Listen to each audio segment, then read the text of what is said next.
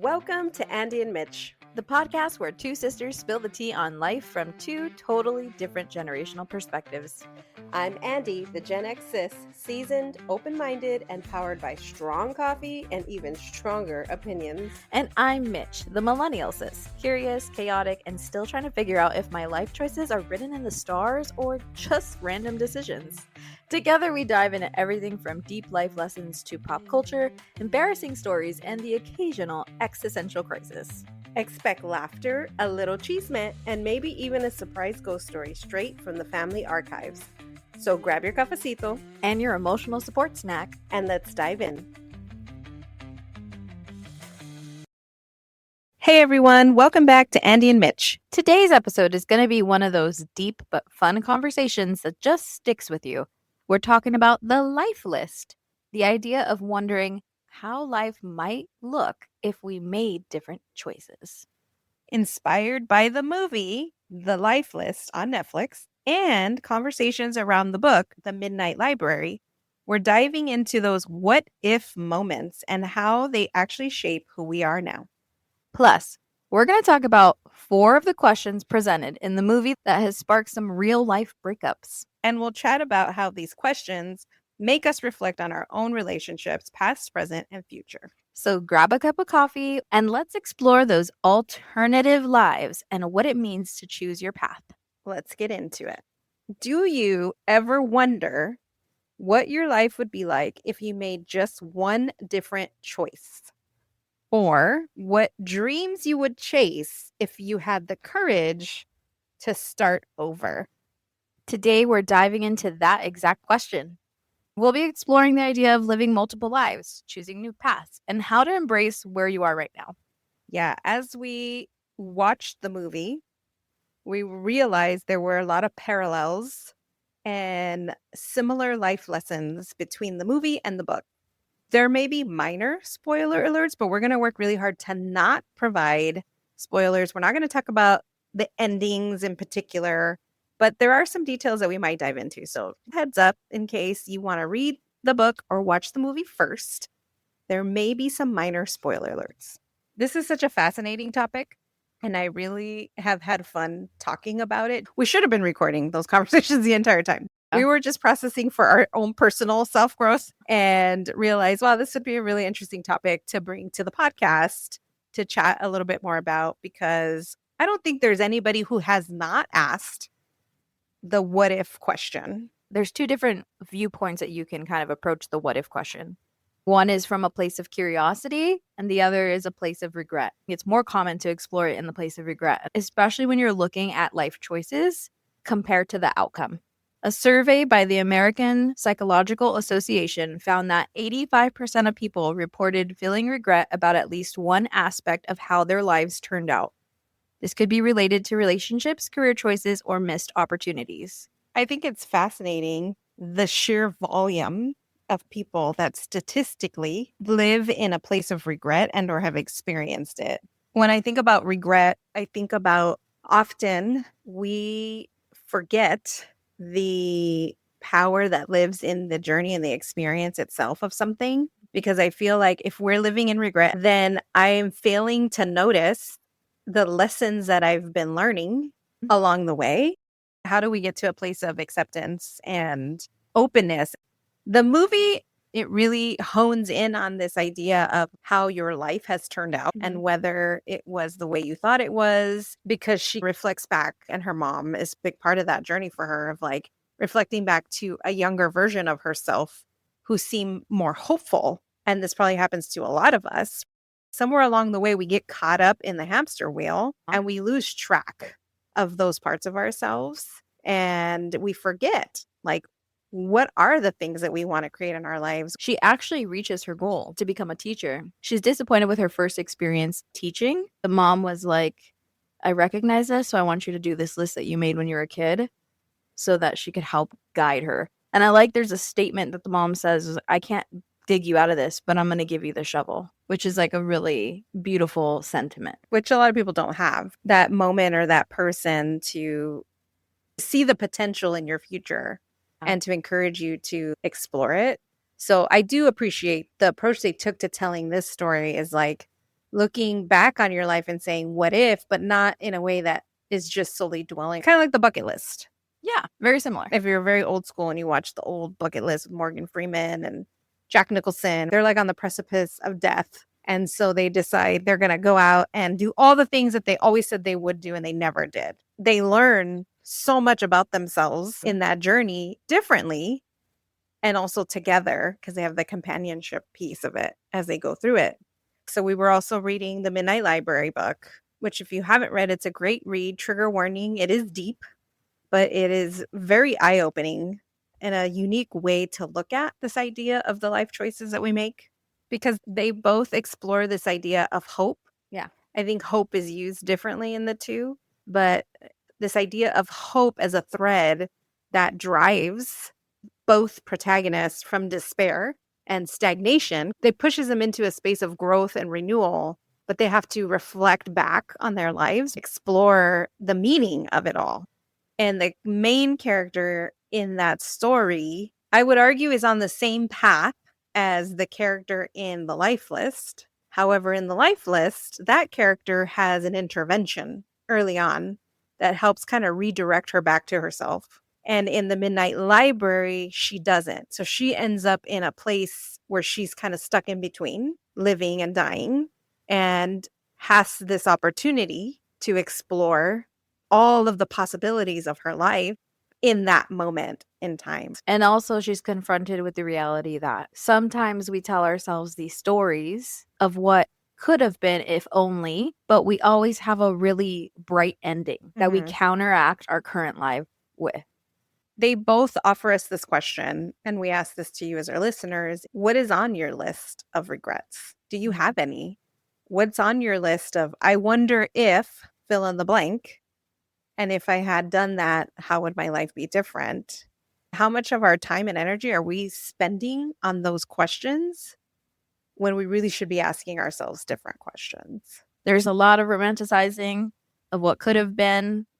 The character arc is accountability. So why do you think our brain romanticizes paths that we didn't choose? I think there's a number of reasons. A lot of what we take in and consume is a romanticized version of something. The stories we read, the stories we watch. Like our brains automatically are used to comparing and contrasting information. And sometimes we can get stuck in the compare and despair because we may be feeling a little bit of unhappiness, stuckness, whatever the feeling is. And then we see somebody else's journey, but you're only seeing final step 10. You didn't see the 9 other steps that that person had to take to get to 10. And so then we create an illusion of what we think that experience would be like for us. And sometimes you don't even have the tools, right? You can't identify that you're even stuck. You weren't taught the framework early on to know how to even navigate your own emotions about where you currently are in life. Like, do you have a life path that you sometimes wonder about? I think sometimes I wonder about people that I passed on dating, and I'm like, should I have said yes to that person? And would that have changed the trajectory of my life? I've made so many wrong choices in my life, but I feel really good about the life path that I'm on. And we've talked about this, Andi, me and you, is that I think if I wouldn't have made the decisions that I made, I wouldn't be the person that I am today. And I like the person that I am today. How about you? Yes, but differently. So when I was younger, I used to think about that a lot. I used to have not so much regret, but I used to be like, oh, what if I would have said yes to this? Or what if I would have pursued this career? If I would have become a famous pop star, what would that look like? And what if I would have stayed in that music scene as an older adult with more wisdom and life experience? When I think about that, it actually makes me feel sad because I think about, man, if I would have stayed in that scene, I would have not had a great life because I was not surrounded by the people that would have protected me, would have cared for me, and would have helped me grow and be successful in a wonderful way. Now, reflecting back years later, decades later, it was like, no, that was the right choice for me to make. Walking away was a big risk and it changed the trajectory of my life completely. Sometimes I do still have moments of where I have to catch myself of like, oh, I'm already this age. I should have experienced or should have achieved or I should have fill in the blank by this point in life. and I have to self-correct and get myself back on track, because we all fall into that thinking. And even in relationships, I am very confident that I picked a partner that I was meant to be with and grow with. I could see that, yeah. Sometimes you're presented with these really great opportunities and you're not ready for them. And I think that's where I have had moments where I didn't really feel regret, but I did kind of explore it from a place of curiosity, like what would have happened. And then I realized, yeah, don't make yourself miserable, because then you lose sight of your present self and you lose sight of your present opportunities. You also have to learn from those experiences without staying in that state. But if we're always looking forward, then we're also doing ourselves a disservice, because we're living in a state of constant anxiety, a different kind of what if. What if I do this wrong? Or what if I pick the wrong choice? And then we don't actually move forward or grow because we're stuck in this cycle. And you can fall into the trap of perfectionism. Yeah. That's a type of suspension where perfectionism lives, when you're always asking yourself, well, what if I do it better? And you kind of fall into that cycle. But if you can be in a place of presence and mindfulness, if you can live your life from that energetic space, that's where acceptance lives. That's where love lives. That's where grace lives, compassion. There's power in being in that space. I think this idea of parallel lives can be overwhelming. But in the story of the Midnight Library, they explore this concept of like every decision we make creates this parallel life, and they all exist simultaneously. I think we all have moments where parts of us might be overwhelming or disappointing, and we want to be a slightly different version of that. Okay. But is it enough for you to say, okay, I'm going to choose a different path now? Sometimes. And that's what growth is. When you hit those pain points, they are usually pretty painful or not comfortable, right? So let's do a quick round and just kind of break out of the deepness of this. What if scenarios? What if you had married your first love? I did. Listen, you want some relationship advice? Hit me up. Not that I didn't care about other people in past relationships. There was something magical that I can't explain between us. There was a literal energetic spark, and that got real deep. It's real deep. What if you had married your first love? Like, there's different types of caring. The word love, I used to say it all the time sparsely. And now, oh no, yeah, didn't love that person. Yeah. Liked them a lot. Learned a lot. Glad it's over. So what about pursuing your high school dream career? What was your high school dream career? To be an actor. I think sometimes I might explore that even later in life. Age is relative to a lot of people. I have learned to break free of that. That's one of my strengths that I didn't know was a strength, is being rebellious in nature. What about you? What was your dream career? In high school, it was to be a singer. If you actually know me, then you know there's a whole nother past life there. And I still love it. I would still probably do something with it later in life differently. But yeah, I think that was my dream for a long time, after being in certain situations in circles with the right people. It didn't feel right. And so I started to make different decisions. That's the mystery of life. What if you stayed in your hometown? I ran away from that hometown as fast as I possibly could. I don't even like driving through it, and we don't live that far away. I drive around it. #trauma. I don't have any regrets for leaving that area. I know people who still live there, and they're perfectly content with it. It's not for everybody. I think for me, I needed to continue to explore and create life in a new way somewhere else. I would say for me, I never wonder about it, but because although I did leave my hometown, I've had a lot of moments of being back there. I had a lot of friends growing up that still live there, and I would like go there often. I'm never curious about that. I know what my life would have turned out to be if I would have stayed there. We grew up kind of in an era where that town was going through some changes. And it wasn't the safest or the best place to be. I kind of have a concept of what my life would have been if I would have stayed there. And I'm really glad that I didn't. What about, like, do you ever wonder, what would my life be like if I was born rich? No. Oh. I just want to win the lottery now. Story time. When we were younger, our mom used to take us to this really rich part, and we would walk through the houses. And I don't know if this is healthy. I know we didn't live there, but it gave me this sense of like, ooh, look, we're rich for today. Like, in this moment, we got to walk through the houses. We would just explore them. We would talk through the intercoms, and it was just really nice and fun. And Clearly, that's not being rich. I had no concept of what rich But it helped was. you feel like you belonged in those But spaces. it helped me feel okay being in those Mhm. spaces. But throughout my life, being around very privileged Mhm. people has often disappointed me or made me feel unwelcome. And so I think that I have a different relationship with the concept of being rich. So I don't really wonder about that. How about you? More money, more problems. I think Seriously. it doesn't matter the amount of money you have, or you can buy more material things, right? Yeah. In my many decades of being alive, I met some of the saddest people I've ever met, some of the loneliest people I've ever met, who had the most material things handed to them their entire life.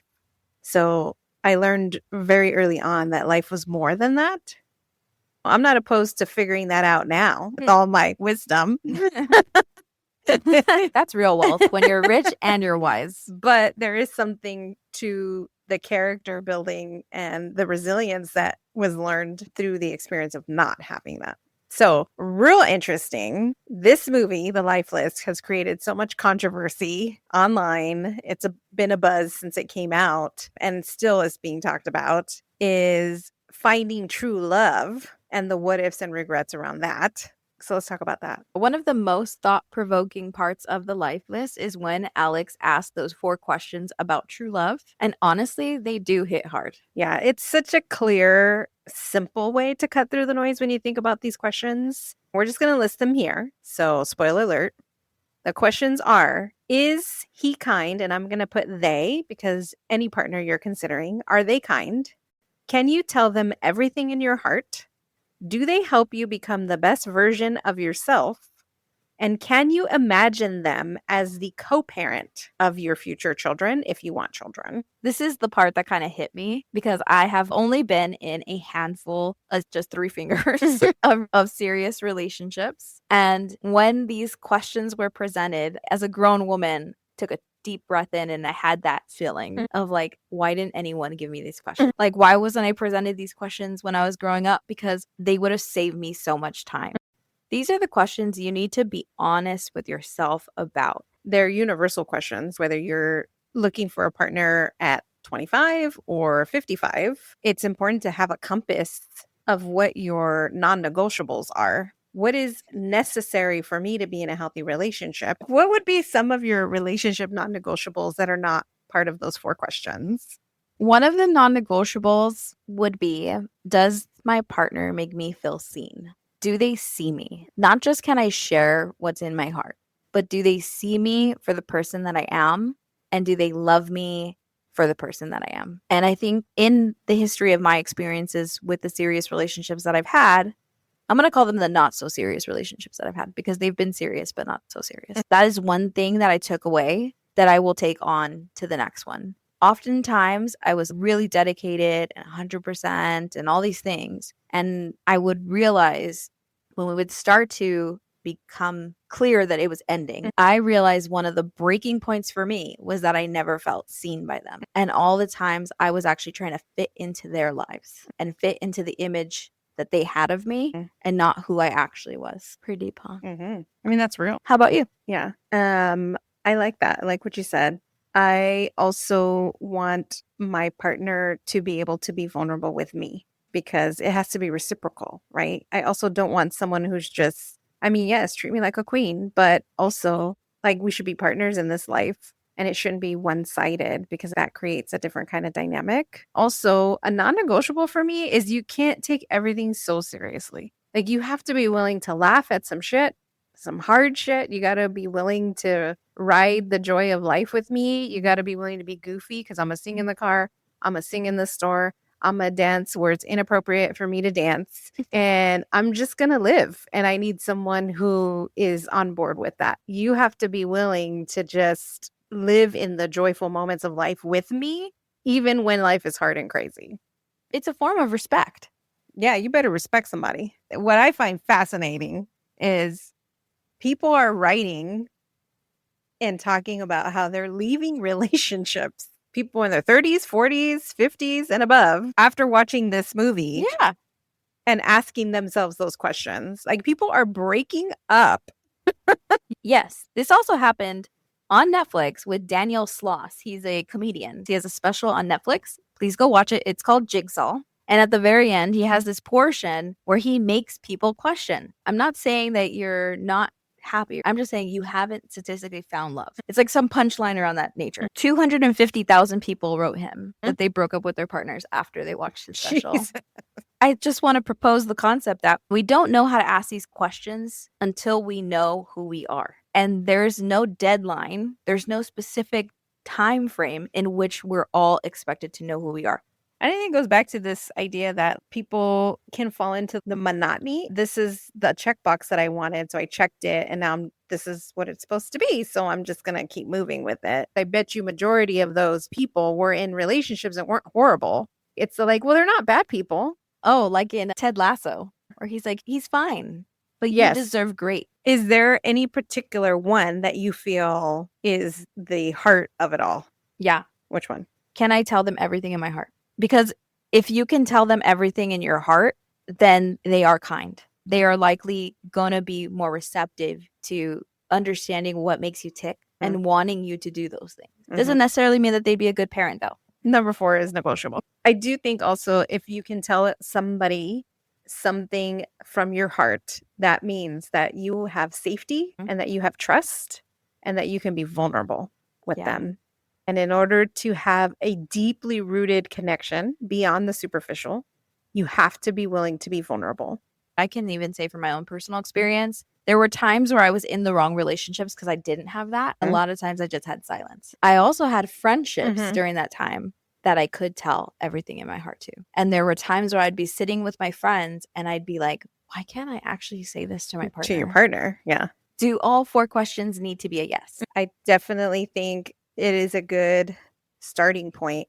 And I also think that you can have additional non-negotiables for your relationships. I, as a young person, was in relationships that I felt could have checked a lot of boxes. And then reading through these questions, it's like, oh, actually, no, that person did not help me become the best version of myself. And in fact, they kind of held me back.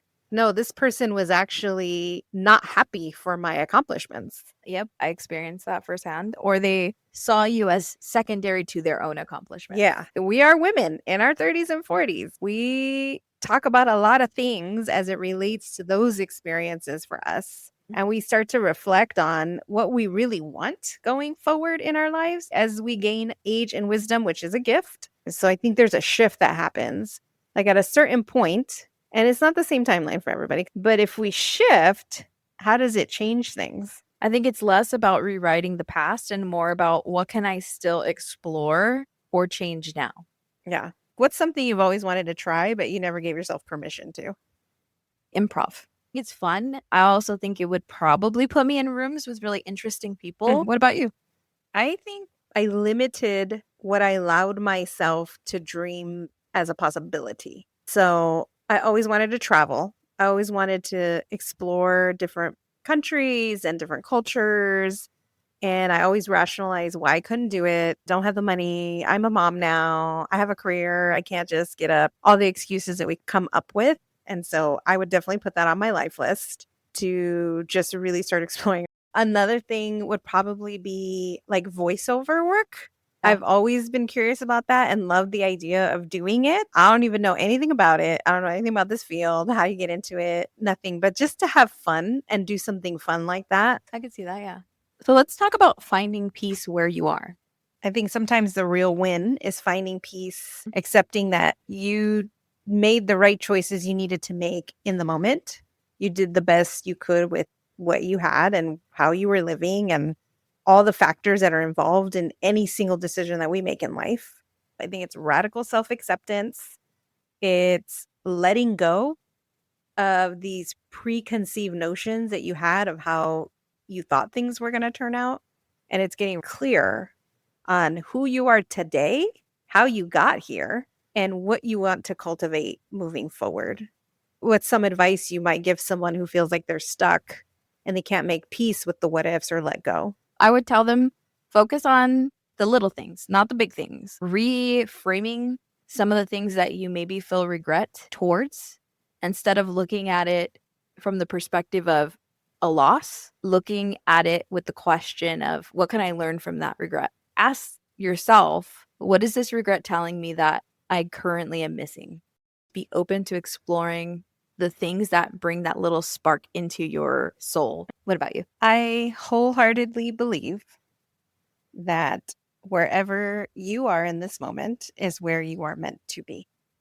If I am lucky enough to be able to reflect and say, oh man, maybe I want to try something different, or maybe I want to explore something that I just put up on the shelf and I let it collect dust over the years and now I'm ready to take it off. If I'm lucky enough to be able to ask that question, then there's no better time than the present to do that.